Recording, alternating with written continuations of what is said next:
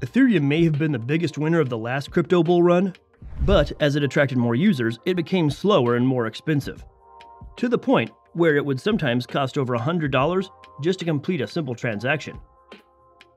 That's why many people in crypto believe that the winner of the next bull run will be a project that takes what Ethereum does and makes it more scalable and affordable. Avalanche is one project that's designed to do this. In this video, we'll cover everything you need to know about Avalanche and how it compares to Ethereum so that you can make a decision about investing in it. So without further delay, let's get into it. What is Avalanche? Avalanche is a smart contract platform like Ethereum. It's a network that other decentralized applications can build on top of, like many already have. Today, Avalanche already has a vibrant ecosystem of blockchain games, decentralized exchanges, NFTs, and other types of projects. This helped it become one of the most successful alternatives to Ethereum during the last crypto bull run. How does Avalanche compare to Ethereum? The biggest question when evaluating alternative Layer 1 smart contract platforms like Avalanche is how they compare to Ethereum. Ethereum is the standard, which means people need a very good reason to use an alternative. The good news for Avalanche investors is that it's both faster and more affordable than Ethereum. Whereas Ethereum can only complete around 15 transactions per second, Avalanche can complete about 4,500.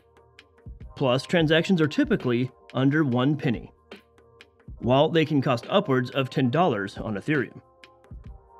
Avalanche also has a unique approach to scaling that may make it a popular base layer option for future developers.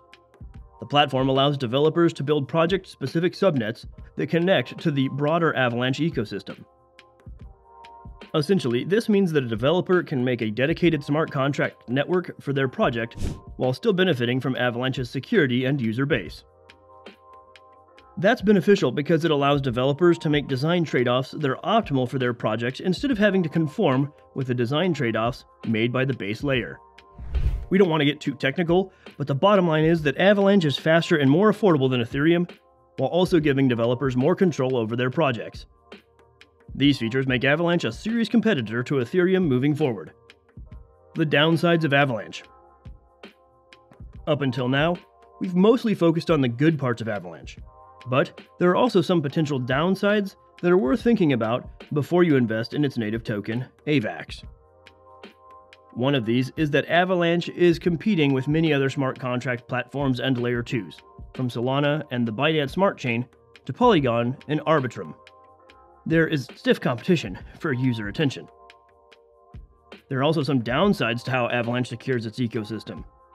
Users must have at least 2,000 AVAX tokens to validate the network, which is cost prohibitive for many and leads to a more centralized platform. Plus, malicious validators are never penalized through slashing or other mechanisms, which leaves the door open to future security risks. Finally, Avalanche's subnet system may also be an inconvenience for users who want a streamlined crypto experience instead of having to purchase multiple gas tokens and needing to exchange wallets each time they want to use a new app. Is Avalanche a good investment? So, now that we've covered both the good and the bad about Avalanche, is this a good investment, or are there other alternatives that are better options? It's tough to say. Avalanche has a lot going for it with affordable and fast transactions, and an interesting scaling mechanism with subnets. But it's also facing a ton of competition and hasn't yet proven that it can retain users. Avalanche, like all crypto assets, is a risky investment that could be very rewarding or very damaging to your long-term goals. Whether you decide to invest in AVAX or not, try not to allocate too much of your portfolio to the asset just to be safe. What do you think about Avalanche? Could it ever overtake Ethereum, or is it not even the best Ethereum alternative? Comment your answer below to let us know.